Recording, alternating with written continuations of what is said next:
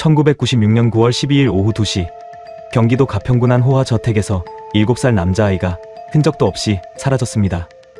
아이의 이름은 강민준. 이 거대한 저택의 주인은 당시 미술계에서 상당한 명성을 쌓아가던 조형물 작가 정진우 씨였습니다. 그리고 아이의 어머니 박서윤 씨는 전 남편이 남긴 2억 원의 빚을 대신 갚아준 정 씨와 불과 4달 전 재혼한 상태였습니다. 실종 당일 집으로 돌아온 박 씨가 아들을 찾자 정 씨는 냉정하게 답했습니다. 아이는 이미 미국으로 조기 유학을 떠났다고. 위조된 항공권과 입학 서류까지 내밀며 이 모든 것이 아이의 장래를 위한 결정이라고 말했죠. 박 씨는 믿을 수 없었지만 정 씨는 만약 경찰에 신고하거나 자신을 떠나면 아이에 대한 모든 지원을 끊겠다고 협박했습니다. 그로부터 석 달 뒤인 1996년 12월 24일 정 씨는 지하 작업실에서 수개월간 제작했다는 거대한 석고 조형물을 마당 중앙에 설치했습니다. 영원한 유년이라는 제목의 그 작품은 웅크린 채 잠든 아이의 모습을 형상화한 것이었죠. 정 씨는 그날부터 매일 오후 4시 박 씨를 불러내어 그 조형물 바로 옆 테이블에서 차를 마시는 의식을 시작했습니다. 10년이라는 긴 시간 동안 박 씨는 아들의 소식을 기다리며 정 씨의 기이한 집착을 견뎌야 했습니다. 하지만 그 화려한 마당 한복판에 세워진 작품 속에는 누구도 상상할 수 없었던 끔찍한 진실이 봉인되어 있었습니다. 이 영상이 도움이 되셨다면 구독과 좋아요 부탁드립니다. 그럼 이제부터 12년간 은폐되었던 사건 기록을 순차적으로 공개하겠습니다. 1996년 5월 20일 박서윤 씨는 경기도 가평군에 위치한 정진우 씨의 대저택으로 이사를 했습니다. 그녀가 이곳에 오게 된 경위는 결코 자발적인 선택이 아니었습니다. 1995년 11월 박 씨의 전 남편은 사채업자들에게 2억 원이라는 거액의 빚을 남긴 채 야반도주했죠. 빚독촉은 날이 갈수록 거세졌고 박 씨는 당시 6살이던 아들 민준군을 데리고 서울 변두리의 허름한 단칸방을 전전하며 숨어 지내야 했습니다. 사채업자들은 그녀가 일하던 식당 앞에서 기다렸다가 협박했고 심지어 민준군이 다니던 유치원 앞까지 찾아와 아이를 위협하기도 했던 것으로 전해집니다. 그러던 1996년 3월 박 씨가 일하던 식당에 정진우 씨가 나타났습니다. 당시 44세였던 정 씨는 조형물 작가로 이미 미술계에서 상당한 명성을 쌓은 인물이었죠. 그는 박 씨의 사연을 우연히 듣게 되었다며 접근했고 빚 문제를 해결해주겠다는 제안을 했습니다. 처음에는 단순한 도움인 줄 알았던 박 씨였으나 정 씨의 진짜 의도는 달랐습니다. 정 씨는 2억 원 전액을 사채업자들에게 직접 변제한 뒤 박 씨에게 결혼을 요구했습니다. 거절하면 빚은 그대로 박 씨 앞으로 다시 넘어갈 것이며 민준군의 안전도 보장할 수 없다는 게 그의 입장이었죠. 박 씨는 절망했지만 아들을 지키기 위해 그 제안을 받아들일 수밖에 없었습니다. 1996년 5월 15일 둘은 가평군청에서 간소하게 혼인신고를 마쳤고 불과 닷새 뒤 박 씨와 민준군은 정 씨의 저택으로 들어가게 되었습니다. 가평의 저택은 박 씨가 상상했던 것보다 훨씬 웅장했습니다. 대지만 1500평에 달했고 2층 규모의 본체 외에도 별채와 지하 작업실까지 갖춘 구조였습니다. 넓은 마당 곳곳에는 정 씨가 직접 제작한 조형물들이 배치되어 있었고 저택 주변은 높은 담장으로 완전히 둘러싸여 있어 마치 외부와 단절된 왕국 같은 느낌을 주었습니다. 현관을 들어서면 대리석 바닥이 펼쳐졌고 거실 천장은 5m가 넘을 정도로 높았습니다. 곳곳에 걸린 값비싼 그림들과 수입 가구들은 정 씨의 재력을 증명하고 있었죠. 처음 며칠간 정 씨는 박 씨와 민준군을 극진히 대했습니다. 민준군에게는 장난감과 책을 사주었고 박 씨에게는 고급 의류와 액세서리를 선물했죠. 하지만 정 씨의 태도에는 뭔가 섬뜩한 구석이 있었습니다. 그는 박 씨가 민준군과 함께 있는 시간을 유난히 예민하게 관찰했고 박 씨가 아들을 안아주거나 재우려 할 때면 노골적으로 불쾌한 표정을 지었습니다. 마치 박 씨의 애정이 자신에게만 향해야 한다고 믿는 사람처럼 말이죠. 5월 27일 저녁 8시경 박 씨가 민준군의 그림 숙제를 봐주고 있을 때였습니다. 정 씨는 갑자기 방문을 박차고 들어와 차갑게 말했습니다. 이 집에서 당신이 바라봐야 할 사람은 오직 나뿐이다. 그 아이는 내가 알아서 돌볼 테니 당신은 나에게만 집중하면 된다고 말이죠. 박 씨는 경악했지만 정 씨의 눈빛에서 거부할 수 없는 광기를 느꼈습니다. 그의 목소리는 낮았지만 단호했고 손은 미세하게 떨리고 있었습니다. 그날 이후 정 씨의 통제는 점점 더 노골적으로 변해갔습니다. 박 씨가 민중군과 식사를 함께하려 하면 억지로 따로 먹게 했고 잠자리도 각자 다른 방을 쓰도록 강요했습니다. 박 씨의 방은 2층 안쪽 주침실이었고 민중군의 방은 1층 복도 끝 구석방이었죠. 정 씨는 박 씨가 밤에 민중군의 방으로 가는 것조차 감시했고 아이가 독립심을 길러야 한다는 핑계로 모자의 접촉을 차단했습니다. 민중군은 처음에는 정 씨를 새아버지로 따르려 애썼습니다. 아이는 착했고 엄마가 힘들어하는 모습을 보며 자라왔기에 어른들의 눈치를 살필 줄 알았습니다. 하지만 정 씨는 박 씨가 보지 않는 곳에서 전혀 다른 얼굴을 드러냈습니다. 민중군이 식탁에서 밥알을 흘리기라도 하면 차갑게 노려보았고 내 엄마는 이제 내 사람이니 너는 방해하지 말아라고 속삭였던 것으로 추정됩니다. 아이가 작은 실수를 하면 정 씨는 박 씨 몰래 민중군을 지하 작업실로 데려가 꾸짖었고 때로는 어둠 속에 혼자 서 있게 하는 가혹한 훈육을 가했습니다. 6월 중순부터 민중군은 눈에 띄게 위축되기 시작했습니다.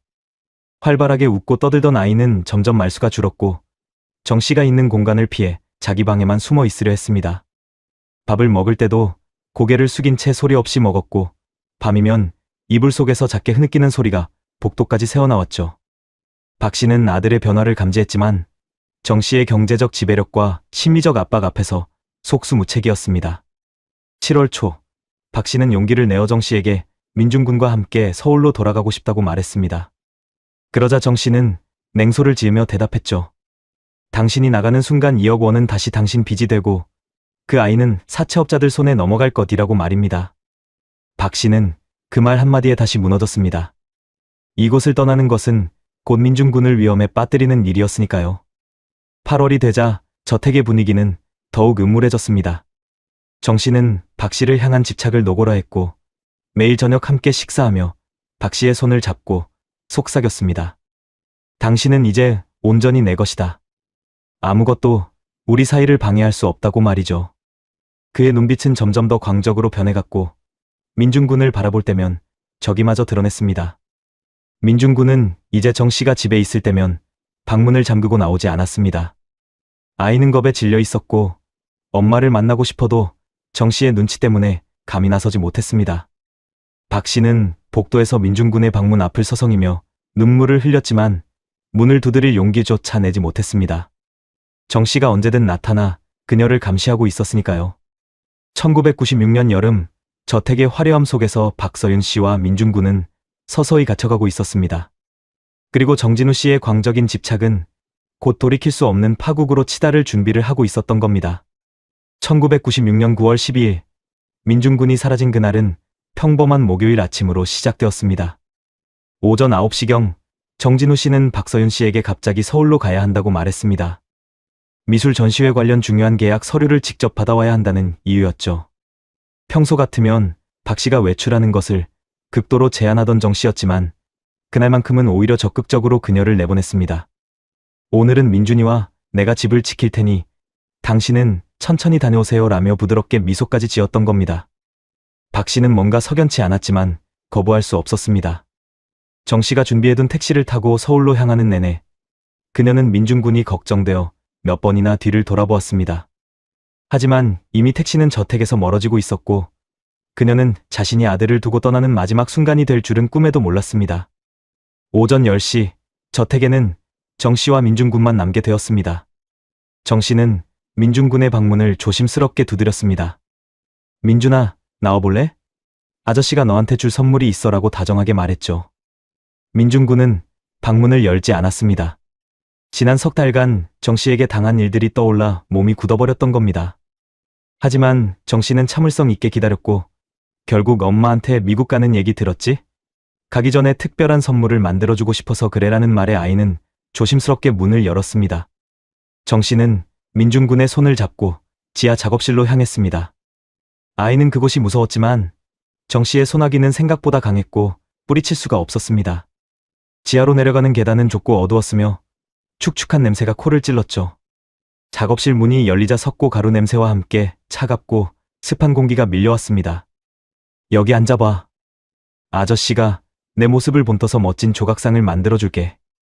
정 씨는 민중군을 작업대 옆 의자에 앉혔습니다. 그리고는 냉장고에서 오렌지 주스가 담긴 컵을 꺼내 건넸죠. 목마르지? 이거 마시고 잠깐만 기다려라고 말이죠. 민준군은 아무것도 모른 채 주스를 받아 마셨습니다. 그 안에는 이미 다량의 수면제가 녹아 있었던 겁니다. 10분도 채 지나지 않아 민준군의 눈꺼풀이 무거워지기 시작했습니다. 아이는 아저씨, 저 졸려요. 라고 중얼거렸고 곧 의자에서 고개를 떨구며 깊은 잠에 빠져들었습니다. 정 씨는 그 모습을 내려다보며 차갑게 미소 지었습니다. 이제 너는 우리 사이를 방해하지 못할 거야 라고 속삭이면서 말이죠. 오후 2시 30분경 박서윤 씨가 서울에서 돌아왔습니다. 그녀는 서류를 받는데 예상보다 시간이 오래 걸렸고 민준군이 보고 싶어 서둘러 돌아왔습니다. 하지만 저택에 도착했을 때 집안은 이상할 정도로 조용했습니다. 민준아 라고 불러도 대답이 없었고 아이의 방문은 열려 있었지만 안은 텅 비어 있었죠. 박 씨는 황급히 거실로 내려갔습니다. 정 씨는 소파에 앉아 평온하게 신문을 읽고 있었습니다. 민준이 어디 있어요? 라고 다급하게 묻는 박 씨에게 정 씨는 신문을 접으며 담담하게 대답했습니다. 민준이는 오전에 공항으로 떠났습니다. 박 씨는 귀를 의심했습니다. 무슨 말씀이세요? 민준이가 어디로 떠났다고요? 라며 목소리가 떨렸죠. 정 씨는 탁자 위에 놓인 서류 봉투를 박 씨 앞으로 밀었습니다. 그 안에는 미국 로스앤젤레스행 항공권과 현지 사립학교 입학 허가서가 들어 있었습니다. 물론 전부 정교하게 위조된 문서였지만 박 씨가 그걸 알아챌 리 없었습니다. 당신이 서울 가 있는 동안 아이를 데리고 인천공항까지 갔습니다. 민준이의 미래를 위해 조기 유학을 보내기로 결정했죠. 이미 오전 11시 비행기로 출국했습니다. 박 씨는 손이 부들부들 떨렸습니다. 말도 안 돼요. 민준이가 저한테 아무 말도 안 하고 떠날 리가 없잖아요. 라고 소리쳤지만 정 씨는 차갑게 말을 이었습니다. 아이는 새로운 환경에 적응하기 위해 당분간 연락을 끊기로 했습니다. 제가 모든 비용을 대고 있으니 당신은 걱정하지 마세요. 다만 한 가지, 만약 당신이 경찰에 신고하거나 이 집을 떠나려 한다면 그 순간 모든 지원은 중단됩니다. 민준이는 연고도 없는 타국에서 길을 잃게 될 겁니다. 박 씨는 무릎이 꺾였습니다. 정 씨의 말투에는 협박과 확신이 동시에 담겨 있었고 그녀는 그 말이 거짓일 거라고는 생각조차 할 수 없었습니다. 아이가 평소 정 씨를 잘 따랐고 정 씨가 유학을 준비한다는 말을 이전에도 몇 번 흘렸기 때문이었죠. 제발 민준이 목소리만이라도 들려주세요. 박 씨는 울먹이며 애원했지만 정 씨는 고개를 저었습니다. 아이가 적응할 때까지는 연락을 자제하는 게 좋습니다. 당신 목소리를 들으면 그리움의 학업에 집중하지 못할 테니까요 라며 냉정하게 말했습니다. 그날 밤 박서윤 씨는 민준군의 방에서 밤을 지새웠습니다. 아들의 베개를 껴안고 눈물을 흘렸지만 그 누구도 그녀를 위로해주지 않았습니다. 저택 지하 깊은 곳에서는 정진우 씨가 여전히 의식을 잃은 채 누워있는 민준군을 내려다보며 다음 단계를 준비하고 있었던 겁니다. 그것은 12년간 이어질 악몽의 시작이었습니다. 1996년 9월 12일 이후 박서윤 씨의 삶은 지옥으로 변했습니다. 아들이 사라진 첫 주, 박 씨는 미칠 것 같았습니다. 매일 아침 눈을 뜨면 민준군의 방으로 달려가 이불을 들춰보았고 민준아, 엄마야라고 불러보았지만 대답은 없었습니다. 정진우 씨가 보여준 항공권과 입학 서류는 그럴듯했지만 어머니의 본능은 뭔가 잘못되었다고 비명을 지르고 있었죠. 박 씨는 정 씨에게 매일같이 애원했습니다. 민준이 전화번호라도 알려주세요. 목소리만이라도 듣고 싶어요라고 말이죠. 하지만 정 씨는 한결같이 냉정했습니다. 아이가 새 환경에 적응 중입니다. 지금 연락하면 향수병만 심해질 뿐이라며 거절했던 겁니다. 9월 말, 박 씨는 몰래 인천공항에 전화를 걸어 9월 12일 로스앤젤레스행 탑승객 명단을 확인하려 했습니다. 하지만 개인정보라는 이유로 알려줄 수 없다는 답변만 들었죠. 경찰에 신고하려다가도 정 씨의 협박이 떠올라 손이 떨렸습니다. 신고하는 순간 민준이는 길을 잃을 것이라는 그 말이 박 씨를 오감했던 겁니다. 한편 정진우 씨는 9월 중순부터 지하 작업실에 틀어박혀 나오지 않았습니다. 평소에도 작업할 때면 며칠씩 작업실에 머물던 그였지만 이번에는 유난히 오래 내려가 있었습니다. 치사도 작업실 앞에 두면 가져가는 시기였고 박 씨가 문을 두드려도 방해하지 마세요. 중요한 작업 중입니다라는 차가운 목소리만 들려왔죠. 10월 초순 어느 밤, 박 씨는 지하 작업실에서 들려오는 이상한 소리에 잠을 깼습니다. 석고를 긁어내는 듯한 날카로운 소리, 무언가를 두드리는 둔탁한 소리가 새벽 3시까지 이어졌습니다. 박 씨는 계단 입구까지 내려가 귀를 기울였지만 두꺼운 철문 너머로는 정 씨의 거친 숨소리와 중얼거림만 희미하게 들렸을 뿐입니다. 11월에 접어들자 정 씨의 모습은 더욱 초췌해졌습니다. 머리는 헝클어져 있었고 손톱 사이에는 하얀 석고 가루가 끼어 있었습니다. 눈빛은 광기로 가득했고 입가에는 기이한 미소가 떠나지 않았죠. 박 씨가 무슨 작업을 그렇게 오래 하시는 거예요? 라고 묻자 정 씨는 당신을 위한 선물입니다. 곧 보여드릴게요 라고 대답했습니다. 박 씨는 섬뜩함을 느꼈지만 정 씨의 기분을 건드릴 수 없었습니다. 아들의 안위가 이 남자 손에 달려 있다고 믿고 있었으니까요. 12월이 되자 저택마당에는 변화가 시작되었습니다. 12월 10일 정 씨는 인부들을 불러 마당 중앙에 정원수 한 그루를 뿌리째 뽑아내게 했습니다. 그 자리에 평평한 대리석 받침대를 설치했고 받침대 옆에는 정교한 대리석 테이블과 의자 2개가 배치되었습니다. 마치 누군가를 위한 특별한 공간을 만드는 것처럼 말이죠. 박 씨는 그 광경을 2층 창문에서 내려다보며 불안감에 휩싸였습니다. 왜 하필 저기에 테이블을 놓는 걸까? 하는 의문이 들었지만 감히 정 씨에게 묻지는 못했습니다. 12월 24일 새벽 5시 대형 트럭 한 대가 저택 정문으로 들어왔습니다.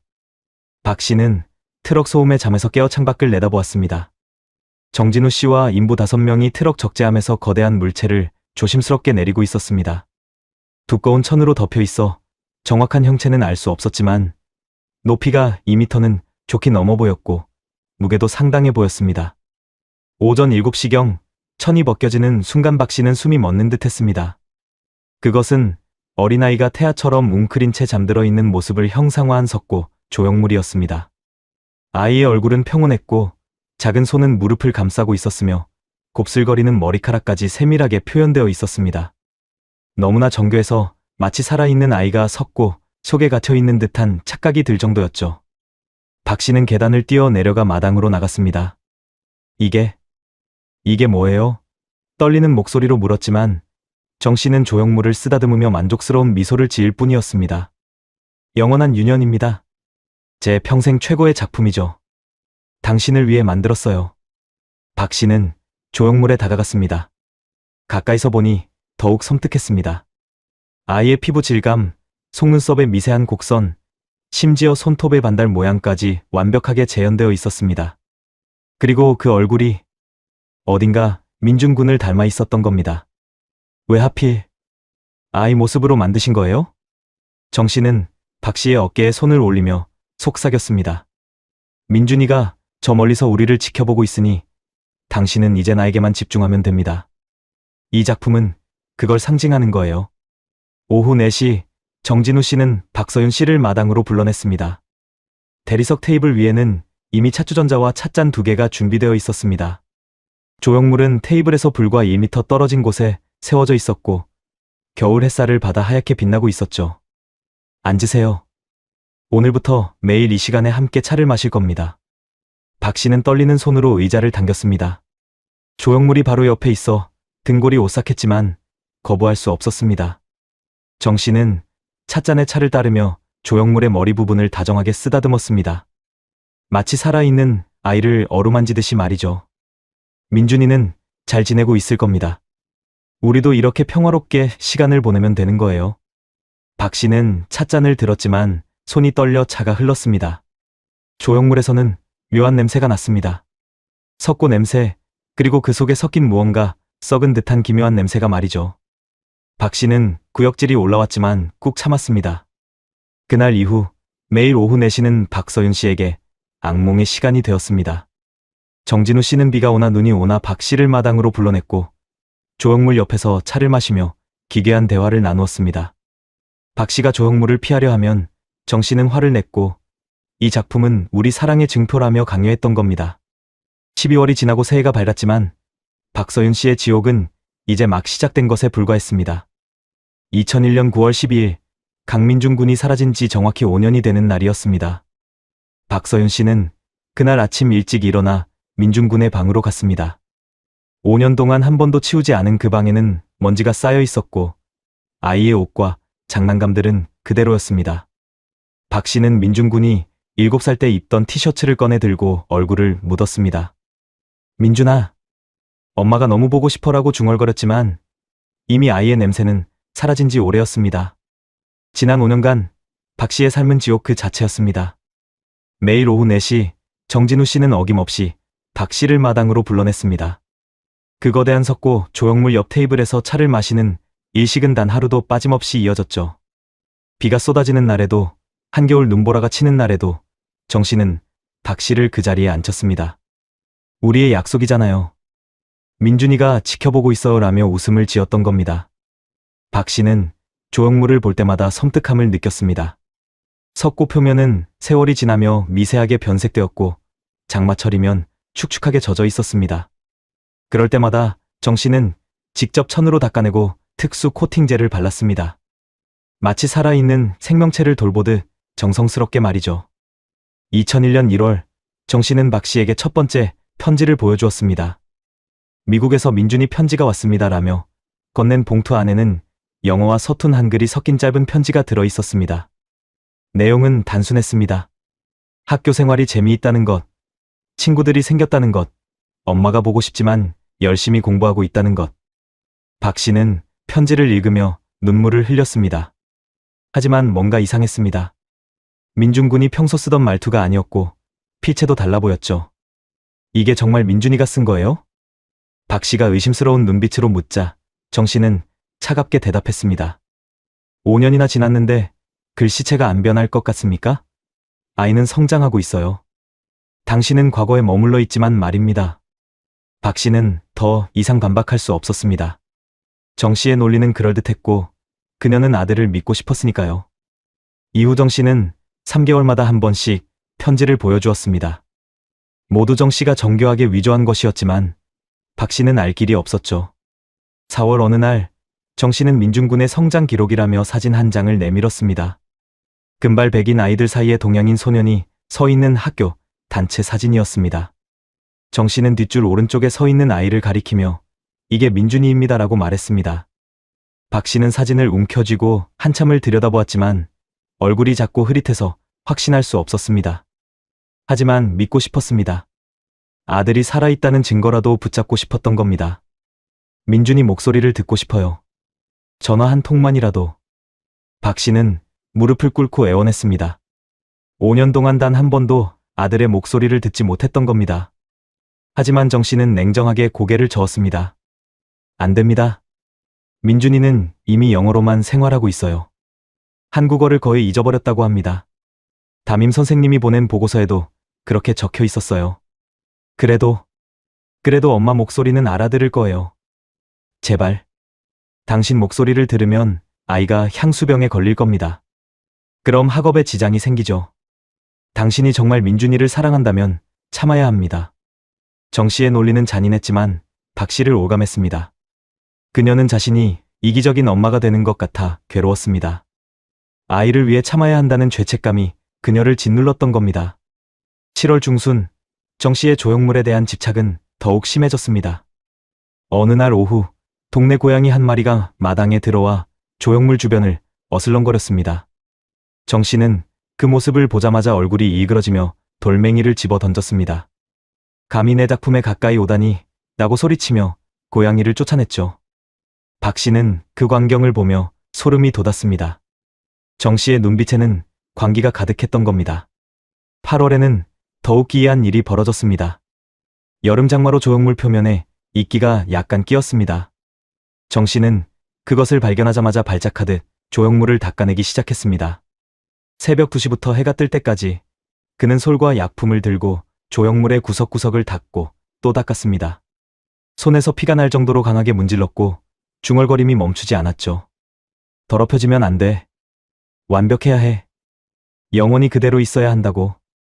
박 씨는 2층 창문에서 그 광경을 내려다보며 두려움에 떨었습니다. 정 씨는 점점 더 조형물과 자신을 동일시하고 있었고 그것을 지키는 일에 모든 에너지를 쏟아붓고 있었습니다. 9월 12일 오후 4시 5주년이 되는 그날도 티타임은 이어졌습니다. 정 씨는 평소보다 더 많은 음식을 준비했습니다. 오늘은 특별한 날이니까요. 민준이가 떠난 지 5년이네요 라며 웃었습니다. 박 씨는 찻잔을 들면서도 손이 떨렸습니다. 5년이라는 시간 동안 그녀는 이 조형물 옆에서 1825번의 차를 마셔야 했던 겁니다. 민준이는 이제 12살입니다. 훌쩍 컸겠죠? 하지만 우리 곁에 이 아이는 영원히 7살로 남아있어요. 아름답지 않습니까? 정 씨는 조형물의 뺨을 쓰다듬으며 황홀한 표정을 지었습니다. 박 씨는 그 모습을 보며 구토가 치밀어 올랐지만 꾹 참았습니다. 이 남자가 점점 더 미쳐가고 있다는 것을 알았지만 그녀는 어찌할 도리가 없었습니다. 저녁 무렵 박 씨는 민준군의 방에서 혼자 울었습니다. 5년이라는 시간은 아이의 얼굴마저 희미하게 만들고 있었습니다. 그녀는 거울을 보며 중얼거렸습니다. 민준아, 엄마가 너를 지켜주지 못해서 미안해. 하지만 그 사과는 이미 너무 늦어버린 것이었습니다. 마당 한복판의 조형물 속에서 민준군은 5년 전부터 이미 움직일 수 없는 상태로 갇혀 있었으니까요. 2005년 6월 10일 정진우 씨의 저택에는 평소와 달리 손님들이 찾아왔습니다. 당시 정 씨는 미술계에서 상당한 주목을 받고 있었습니다. 2003년 서울 인사동에서 열린 개인전이 대성공을 거두며 그의 작품은 수천만 원에 거래되기 시작했죠. 특히 인체를 소재로 한 석고 조형물 시리즈는 생명력이 느껴진다는 평을 받으며 컬렉터들 사이에서 인기를 끌었습니다. 2005년 봄, 한 유명 미술관에서 정 씨에게 전시 제안을 했고 그 담당 큐레이터와 평론가 2명이 작품 선정을 위해 가평 저택을 방문한 겁니다. 오전 11시경 검은색 세단 한 대가 저택 정문으로 들어섰습니다. 박서윤 씨는 정 씨의 지시로 2층 침실에 머물러야 했습니다. 당신이 나서면 손님들이 불편해할 수 있으니 방에 있으세요 라는 말과 함께 방문을 잠그고 나갔던 겁니다. 박 씨는 창문 사이로 손님들이 내리는 모습을 지켜보았습니다.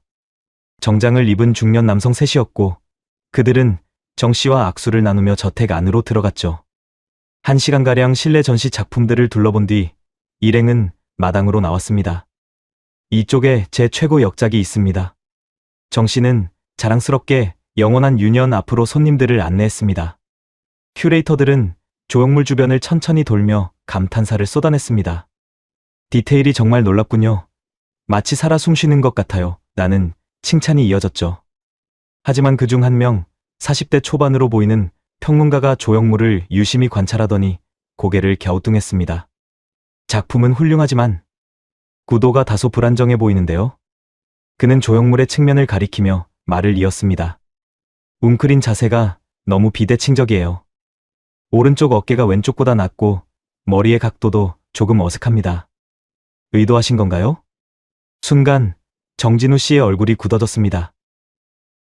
무슨 말씀이십니까? 정 씨의 목소리는 낮게 깔렸고 눈빛이 싸늘하게 변했습니다. 평소 손님들 앞에서 보이던 인자한 미소는 온데간데 없었죠. 평론가는 정 씨의 변화를 눈치채지 못하고 계속 말했습니다. 아, 비판이 아닙니다. 다만 전시할 때는 각도를 조금 조정하거나 아니면 받침대 높이를 달리해서 시각적 균형을.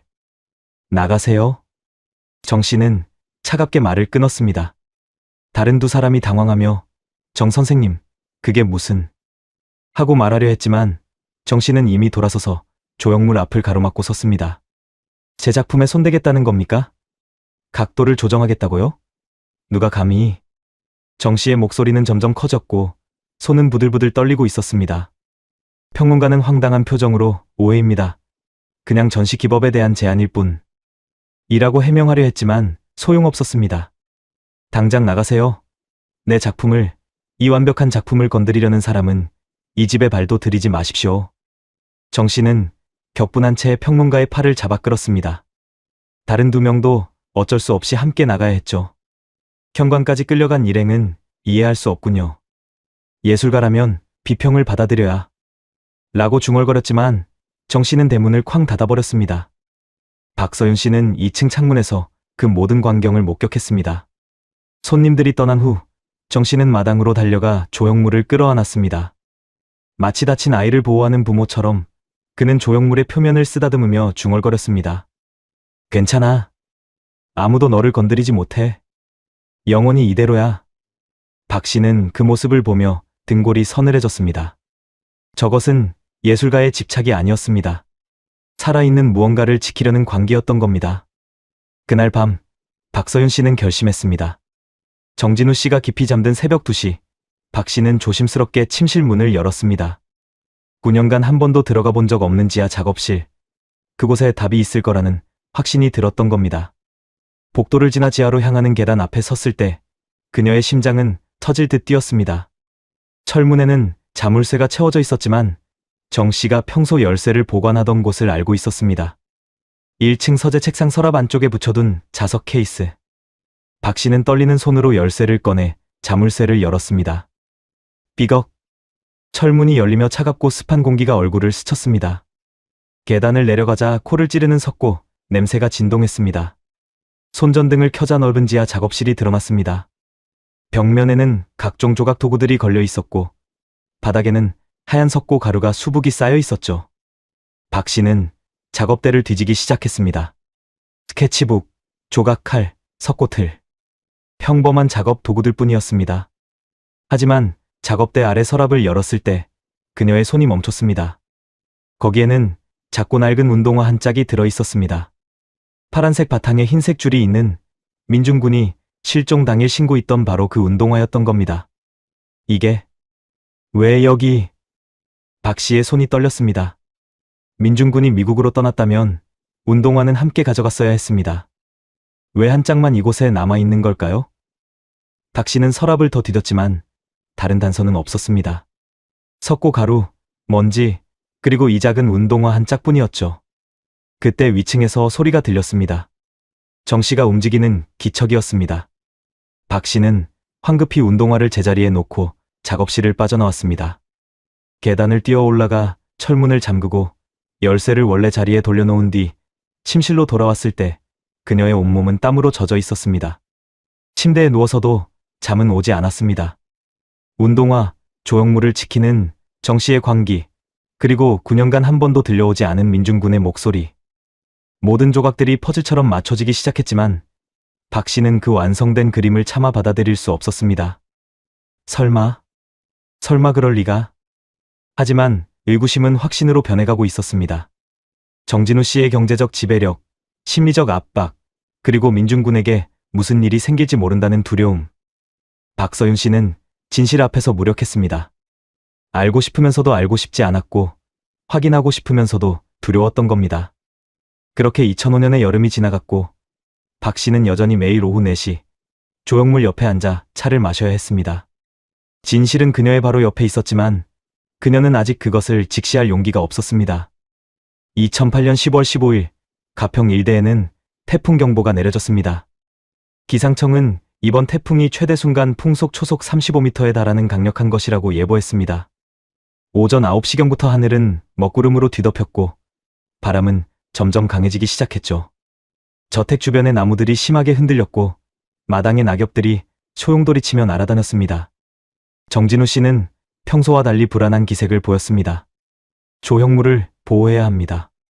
그는 새벽부터 마당으로 나가 영원한 유년 주변을 살폈습니다. 두꺼운 방수포를 가져와 조형물 위에 덮으려 했지만 바람이 워낙 강해 방수포가 찢어질 듯 펄럭였습니다. 결국 정 씨는 조형물 주변에 받침대를 보강하고 표면에 특수 코팅제를 한 겹 더 바르는 것으로 만족해야 했죠.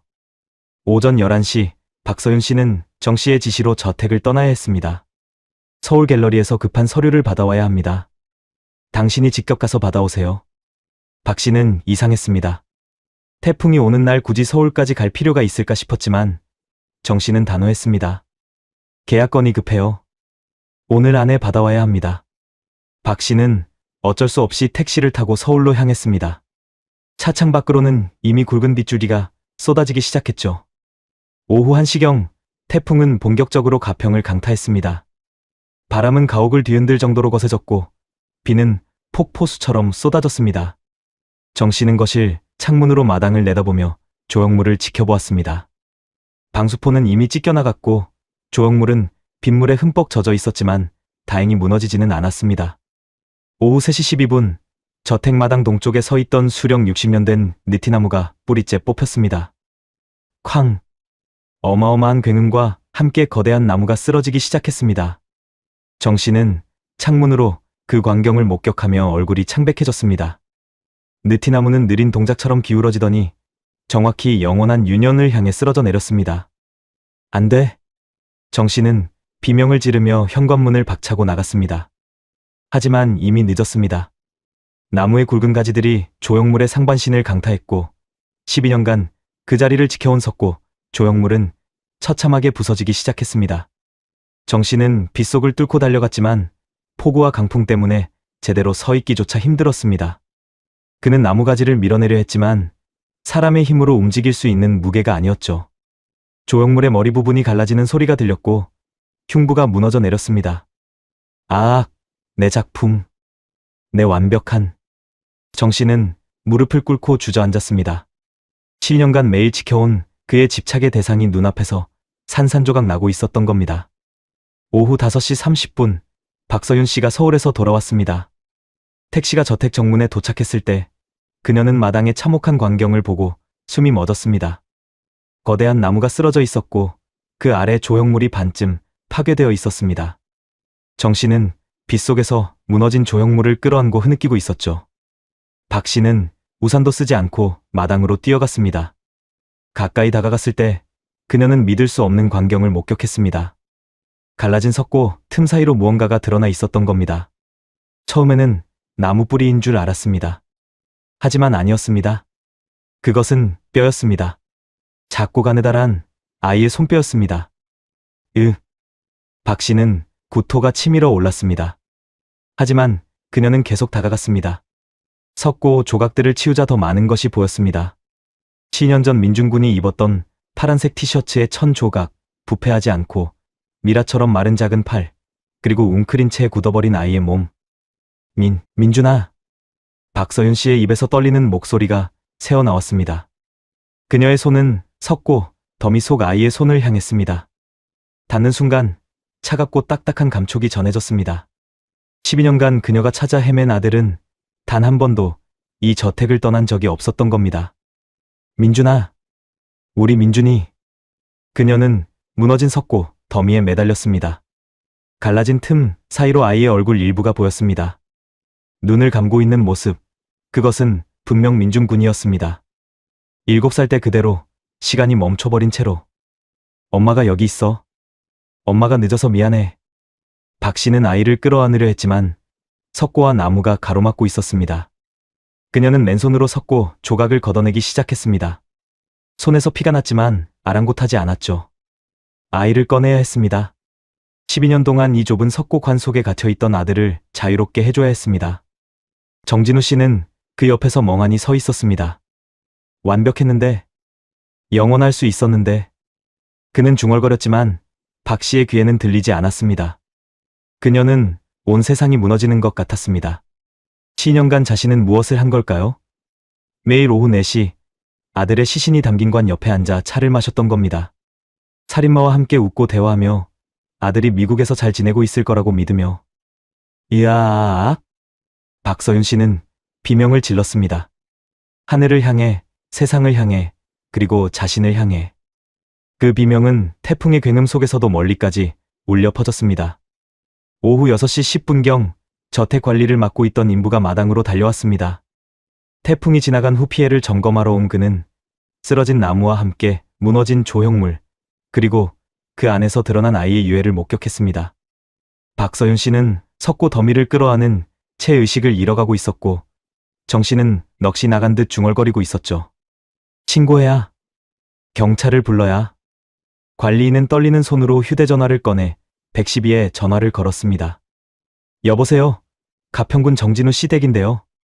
조형물 안에서 아이 시신이 나왔습니다. 그의 목소리도 떨리고 있었습니다. 12년간 봉인되어 있던 진실이 태풍과 함께 세상에 드러나는 순간이었습니다. 빗속에서 박서윤 씨는 아들의 차가운 손을 놓지 않았습니다. 그녀는 이미 정신이 온전치 않았습니다. 민준아, 일어나. 엄마 왔어. 이제 괜찮아. 라고 속삭였지만 아이는 대답하지 않았습니다. 12년이라는 세월, 그것은 너무나 길고 잔인한 시간이었습니다. 2008년 10월 15일 오후 6시 42분, 가평경찰서 소속 경찰관 4명이 현장에 도착했습니다. 그들이 목격한 광경은 상상을 초월했습니다. 태풍에 쓰러진 거대한 느티나무 아래 반쯤 파괴된 석고 조형물이 있었고 그 갈라진 틈 사이로 아이의 유해가 드러나 있었던 겁니다.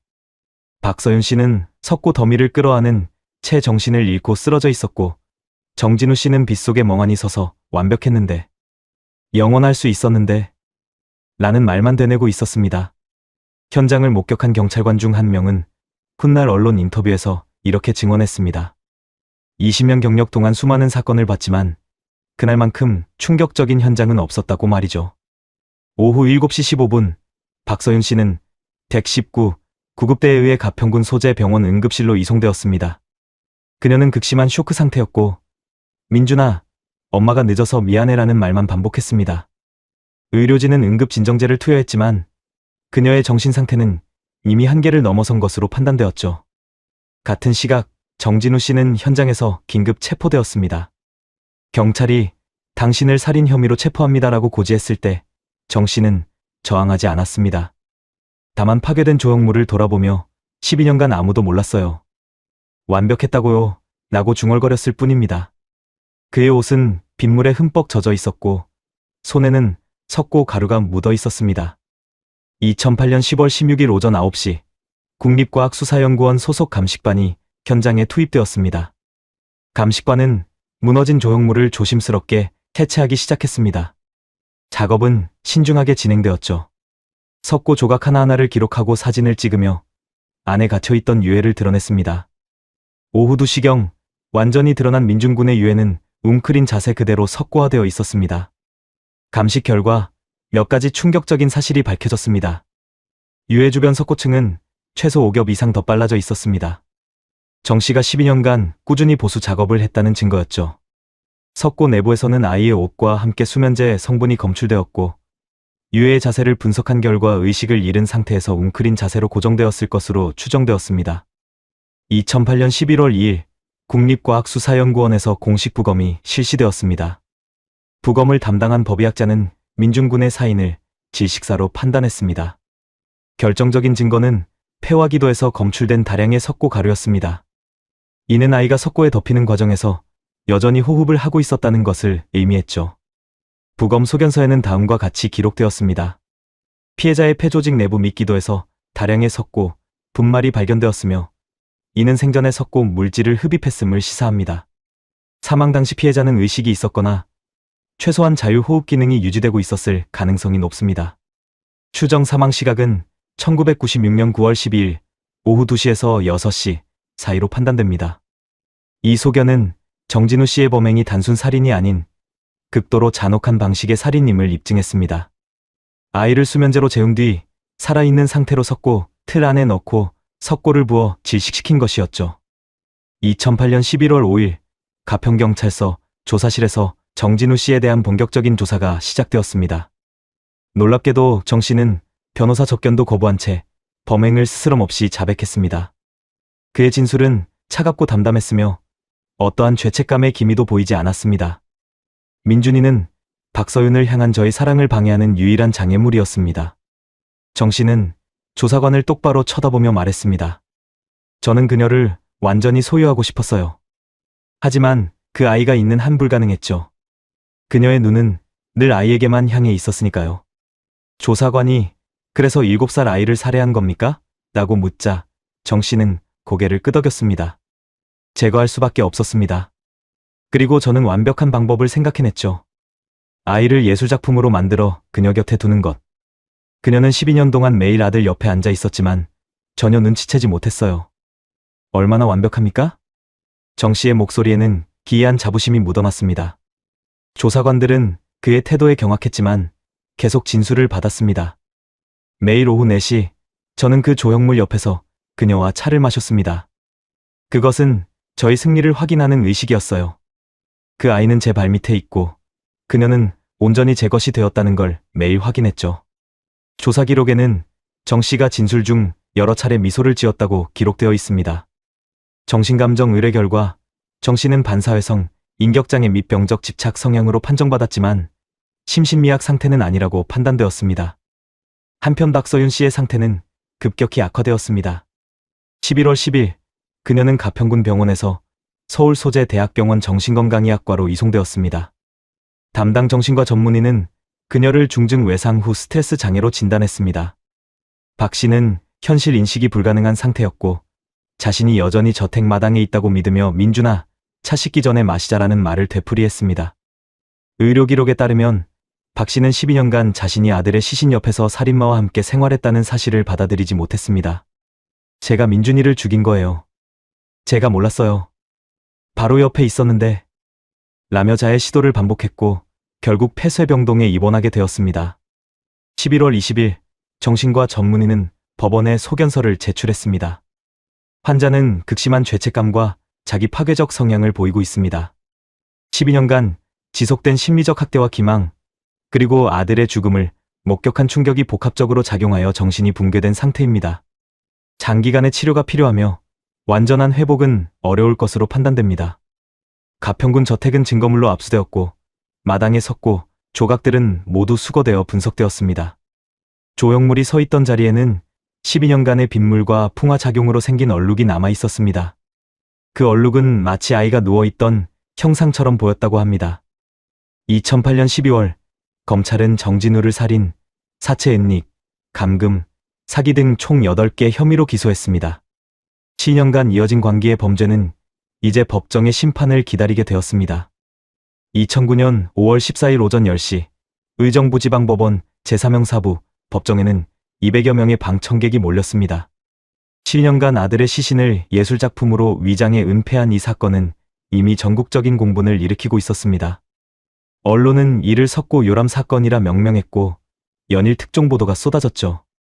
재판장에 입장한 정진우 씨는 수척해진 모습이었지만 여전히 무표정한 얼굴로 키고인석에 앉았습니다.